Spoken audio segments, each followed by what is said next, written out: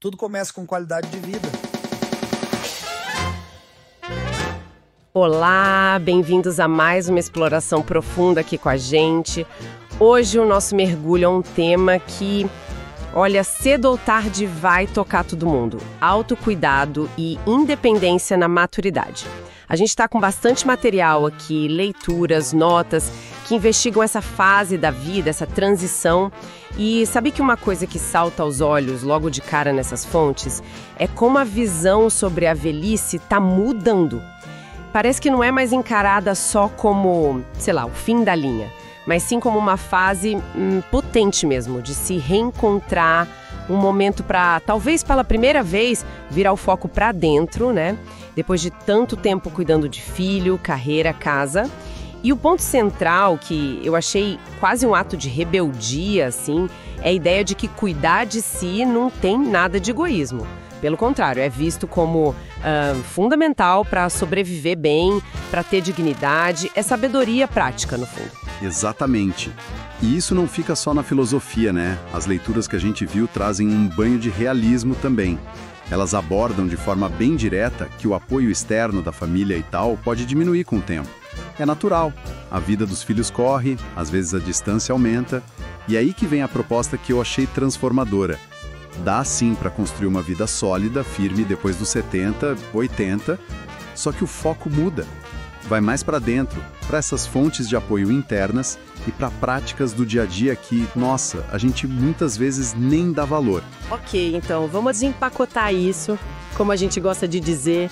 Nossa missão aqui é tirar o ouro dessas fontes, sabe? Pegar os insights, as dicas práticas de como cultivar bem-estar, dignidade e essa tal autossuficiência na maturidade. Por onde a gente começa, hein? Olha, pelo que eu vi, a base de tudo, assim, o começo de tudo é o corpo. Várias fontes batem nessa tecla. E tem uma sugestão linda numa delas: cuidar da saúde com carinho. Quase um gesto de ternura consigo mesma, sabe? E não naquela base do medo da doença. Pensar em saúde como bem-estar geral, não só a ausência de problema. Isso vira gesto concreto, né? Fazer os exames, escolher melhor o que come e, principalmente, manter o corpo se mexendo. Pois é. E essa ideia do movimento, ela conecta direto com o pilar da autossuficiência que outras leituras reforçam muito: a mobilidade física. O que é fascinante nisso, e que talvez a gente não pare para pensar, é como a simples capacidade de se mover afeta, nossa, quase tudo na dignidade e liberdade da pessoa. E não é fazer maratona, não. É poder levantar da cama sem ajuda, pegar algo na prateleira, fazer um café. Ou só ter a liberdade de sair, dar uma volta, ir no mercado, visitar alguém. Isso não tem preço. O impacto psicológico disso é enorme. Diminui aquele medo, sabe? Aquele pavor de virar dependente, de achar que é um peso. Tem um exemplo muito vivo num dos textos. O Cassiano, um senhor de 78 anos, lá de São Bernardo do Campo. Ele caminha todo dia. Faça chuva, faça sol. E a motivação dele, nossa, ele fala que caminha para viver, não para ficar em casa esperando ajuda, mesmo de bengala, sabe? Essa mobilidade que ele mantém é fonte de paz, de orgulho para ele. Ele se sente no controle. É um lembrete forte mesmo. E na maioria das vezes, manter essa mobilidade não exige nada de outro mundo, né? Não é para virar atleta olímpico aos 80. São os hábitos, a constância, mesmo que pequenos. Um alongamento de manhã, uma caminhada no quarteirão, aquelas faixas elásticas, talvez. E a mensagem que fica é boa. Nunca é tarde demais para começar ou para retomar. Qualquer coisinha já conta, né? Exato. E essa constância vai além do exercício. Ela vale para a rotina de saúde como um todo. Outras fontes falam disso. O foco não é dieta da moda, essas coisas passageiras, mas sim criar pequenas ações diárias, um ritmo de respeito pelo corpo, coisa simples, mas que junta tudo, faz uma diferença brutal. Beber água, tomar o remédio na hora certa, prestar atenção se a comida está dando energia de verdade. Lembro de outro caso citado, o seu Francisco, 81 anos, que era eletricista. A rotina da manhã dele é quase um ritual. Um chá quentinho, uns alongamentos ali na cadeira mesmo e uma caminhada curta para acordar o corpo e a mente, como ele diz. Para ele, isso é dizer para si mesmo: e eu ainda importo. Eu cuido de mim. Essa rotina vira identidade, né? E na prática diminui a necessidade de ajuda. A chave é a constância. Não precisa ser perfeito todo dia. Saindo um pouco do físico, que a gente já viu que é a base, as leituras dão um peso, enorme para o que acontece aqui dentro, a mente, as emoções. Eu confesso que achei muito interessante como uma das fontes fala da importância vital de manter a mente ativa, curiosa. É um chamado para a gente lutar contra aquele mito, né? Que, depois de velho não aprende mais. Que bobagem! O cérebro continua aprendendo, se adaptando, criando conexão nova, qualquer idade. E os jeitos de estimular isso são tantos e podem ser prazerosos, né? Ler sobre o que interessa, fazer palavra cruzada, ver documentário, tentar aprender a usar o celular novo, tablet. Quem sabe escrever umas memórias, ouvir música diferente, testar receita, conversar de verdade, manter esse prazer de descobrir, sabe? De continuar evoluindo. Isso é um antídoto para o tédio, para a apatia. Uma das leituras fala, de um jeito bonito, que mente parada é terreno fértil para tristeza. Uma alma curiosa é uma alma viva, né? Totalmente. E essa força mental está super ligada à resiliência emocional. Outro ponto que as fontes tratam como um recurso interno valiosíssimo com o tempo. Mas é bom definir direito, né? Resiliência não é não sentir dor, não sentir tristeza. É o contrário. É a capacidade de sentir fundo, o luto, a perda, a frustração, mas sem afundar.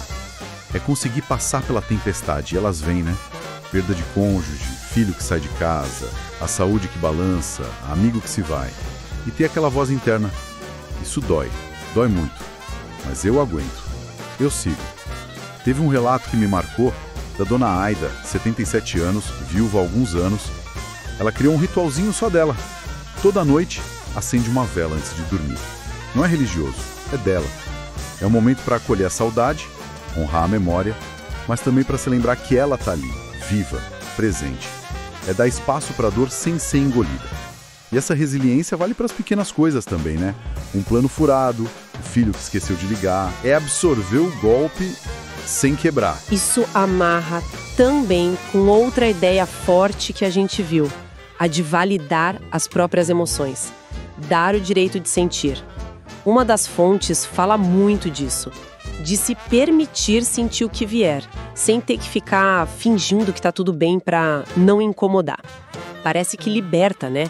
Reconhecer que sentir tristeza, raiva, alegria, medo, não é fraqueza. É ser humana, é ser inteira.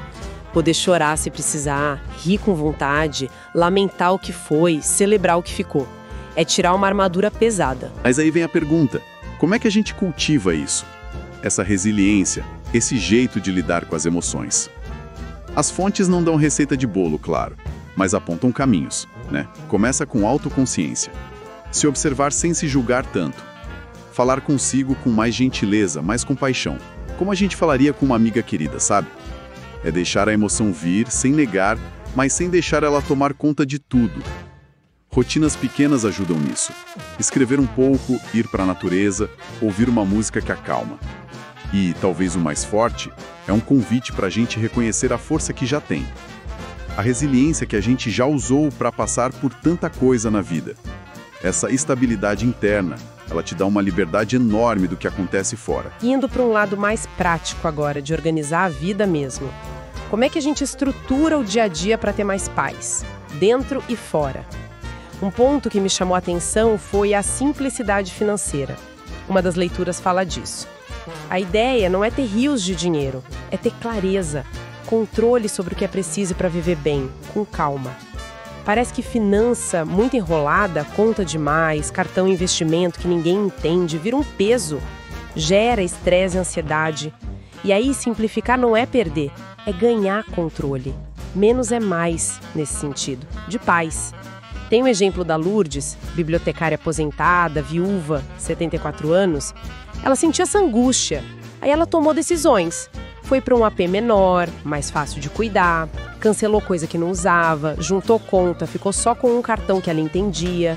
Ela conta que agora abre carta do banco sem aquele frio na espinha, sabe? Criou até um fundo da liberdade, uma reservinha simbólica, para lembrar que ela tá no comando. Essa sensação de controle liberta. Total. E se a gente conectar isso com a autossuficiência que a gente está falando, essa simplicidade nas finanças tem outra consequência prática. Precisa de menos ajuda para gerenciar o dinheiro. Menos ter que pedir para o filho, para o parente, para entender a conta, ir no banco resolver pepino. É mais um passo concreto para a autonomia, para a tranquilidade. E além do dinheiro tem a rotina. Criar rotinas que dão prazer, que dão sentido. Outras leituras sugerem isso. Mas não a rotina chata, cinzenta. A rotina como amiga, uma estrutura que acolhe. É colocar intenção nas pequenas coisas, né? Tomar o café com calma, ouvindo música, cuidar da planta, vê-la crescer, caminhar prestando atenção no caminho, escrever um pouco num caderno, cozinhar algo com memória afetiva, ou só acender uma vela no fim do dia e respirar. Encontrar beleza no detalhe. Aproveitar o tempo, que agora talvez passe diferente, com mais presença. E para construir essa paz, as relações são chave. Uma fonte bate muito na tecla de priorizar relações leves, autênticas, que nutrem qualidade em vez de quantidade, mais do que nunca.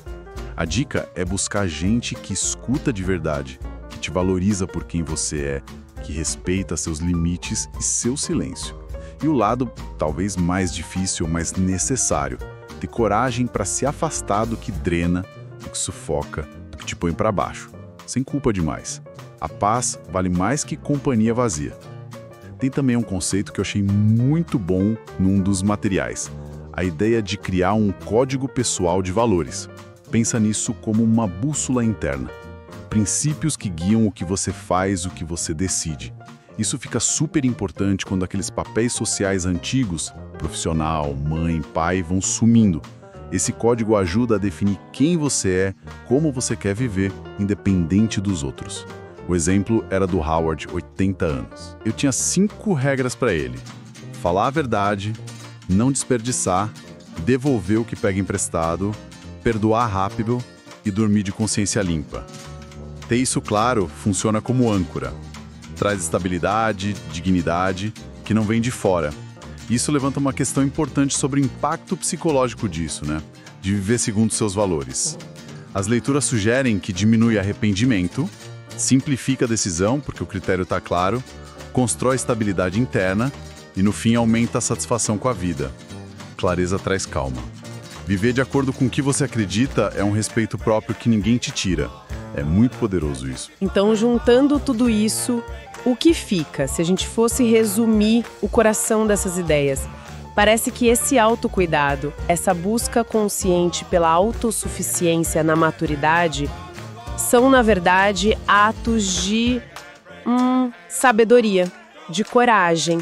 Não tem nada de egoísmo nisso. É um movimento legítimo, necessário de se voltar para si, de honrar a própria história, as marcas, as vitórias e de reconhecer que tem muito chão pela frente ainda, muita vida para viver. Uma das fontes fala bonito sobre isso, sobre reconhecer o próprio valor. Exatamente. E talvez a grande conclusão que aparece em vários textos é essa. O sistema de apoio mais confiável mesmo na maturidade pode não ser uma pessoa ou algo externo. Pode ser uma mentalidade. Um jeito de ser, de viver que a gente cultiva por dentro. É você se tornar a sua própria base. Uma base firme, sabe? Que vem dos hábitos cuidar do corpo, da saúde, ter rotinas de prazer, que se fortalece nas crenças, resiliência, validar as emoções, mente curiosa e que se sustenta nas práticas. Simplicidade financeira, viver os valores, ter relações boas. Essa força que vem de dentro, ela liberta de um jeito profundo. E pra gente ir fechando essa nossa conversa de hoje, fica uma mensagem que uma das fontes deixou bem clara e que eu achei encorajadora. Nunca é tarde. Nunca é tarde para começar a se colocar em primeiro lugar. No bom sentido, claro. E quando esse autocuidado é feito com respeito por si, parece que o mundo devolve isso. Trata a pessoa com a dignidade que ela merece. Pois é. E talvez a gente possa deixar uma última reflexão, né? Uma provocação para quem está ouvindo. A partir de tudo isso, as fontes sugerem muito que a força mora dentro da gente. Então, além de construir essa base de hábitos, valores, resiliência, como será que muda a nossa percepção do tempo, da vida, se o foco sai um pouco da busca por validação fora e entra na riqueza da experiência que já está aqui agora? Que paz, que significado a gente pode encontrar se a gente valorizar mais os pequenos rituais, a beleza dos momentos bem vividos e a integridade de ser fiel a si mesmo, hein? Fica aí essa semente para pensar sobre a calma que mora no saber interno. Gostou do vídeo?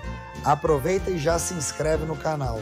Vem com a gente aumentar essa comunidade que acredita na felicidade e nas descobertas. Conta aqui nos comentários o que você achou e compartilha também com aquela pessoa especial.